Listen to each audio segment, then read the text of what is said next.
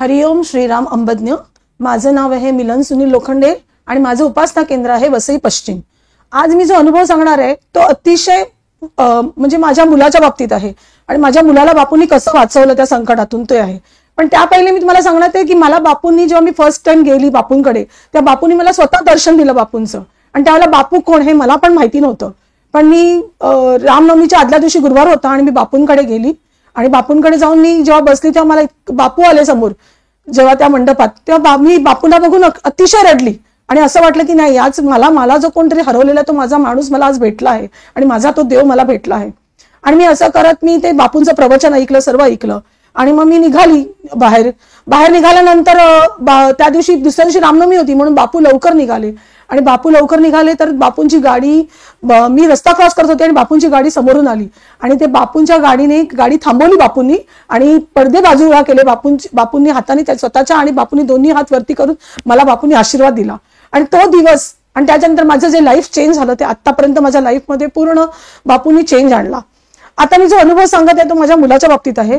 माझा मुलगा तिसरीत होता आणि आम्ही दिवाळी होती आम्ही भाऊबीजेला चिंचणीला बोईसरला गेलो होतो आणि तिथे गेल्यानंतर असं झालं की माझा मुलगा बाहेर खेळत होता आणि मी आतमध्ये होती आणि एक तो बाहेर खेळताना एक मोटरसायकल आली आणि त्या मोटरसायकलवाल्याने दारू प्यालेला होता आणि त्याने गाडी सोडून दिल्याबरोबर ती माझा मुलगा बाहेर खेळत होता त्याच्या पायावरून ती गाडी आपटली तर खरी पण एकदा आपटली परत ती वळली गाडी आणि ती परत दुसऱ्यांदा आपटणार तेवढ्यात माझ्या मुलाने जोरात हाक मारली मामा करून तर माझा भाऊ उभा होता त्याने जोरात माझ्या मुलाला घेतलं म्हणून ते एकाच पायावरती त्याचं ऍक्सिडेंट झालं।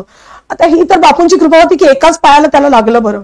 तो आतमध्ये आला मी बघितलं तर त्याचा पाय पूर्ण लटकत होता। आम्ही डॉक्टरकडे गेलो आणि बोईसरला डॉक्टरकडे गेलो ती डॉक्टरनी सांगितलं की नाही ह्याचा पाय आता काही म्हणजे आम्ही सांगू शकत नाही ह्याला पूर्ण ऑपरेशन करावं लागेल सर्व म्हणजे तुम्ही आता बघा काय करायचं ते आणि मी दुसऱ्या डॉक्टरला पण बोलवतो।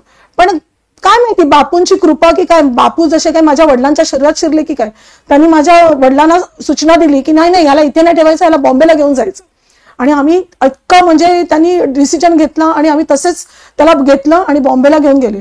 आता बोईसर टू बॉम्बेचा रस्ता 2-2.5 तासाचा होता आणि त्यावेळेला मी नवीनच बापूंकडे जात होती पण ओम मनस सामर्थ्य दाता श्री अनिरुद्धाय नमः जो बापूंचा तारक मंत्र आहे तो तारक मंत्र मला इतका माहिती होता आणि तोच मी बोलली आणि तो येईपर्यंत मी शेवटपर्यंत बोलत होती। आणि जे डॉक्टर होते जे हॉस्पिटल होतं ते माझ्या वडिलांच्या घराच्या जवळच होतं आणि ते डॉक्टर पण ओळखीचे होते त्याच्यामुळे आम्ही पोहोचलो तिथे 2-2.5 वाजता। 2-2.5 वाजता पोहोचल्यानंतर सुद्धा तिकडचे डॉक्टर ओळखीचे असल्यामुळे ते लगेच आले आणि त्यांनी माझ्या मुलाला बघितलं आणि सांगितलं की काही नाही फक्त फ्रॅक्चर आहे काही घाबरू नका।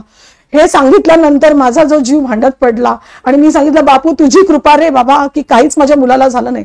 तो बोलतो ते डॉक्टर म्हणाले की तुम्ही आता फक्त सकाळी उठायचं ह्याला घ्यायचं इथे आणि मी 5 मिनिटात ह्याला बरं करणार तुम्ही टेन्शन घ्यायचं नाही म्हणून। आणि अक्षरशः म्हणजे आम्ही सकाळी त्याला घेतलं त्याला हॉस्पिटल याच्यामध्ये घेतले आणि त्याला डॉक्टरनी 5 मिनिटांमध्ये प्लास्टर लावून बाहेर आणलं। म्हणजे हे कोणाचं हे होतं जी इतकी मोठी घटना होती की जिथे माझ्या मुलाचा पाय बरा होईल की नाही हे पण आम्हाला माहिती नव्हतं तिथे बापून त्याचा पाय पूर्णपणे बरा केला आणि फक्त फ्रॅक्चरवरती नेलं म्हणजे काही नाही ऑपरेशन नाही काहीच नाही म्हणजे ही माझ्या बापूंचीच कृपा होती ना। हा बापू भेटला नसता तर आज माझ्या मुलाचा पाय मला नसतं वाटतं की बरं झाला असता म्हणून या बापूंचं मी खूप खूप आभारी आहे।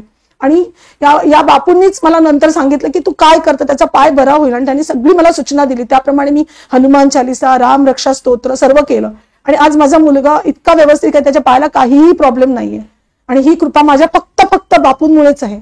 हरिओम श्रीराम अंबज्ञ नाथ समेत।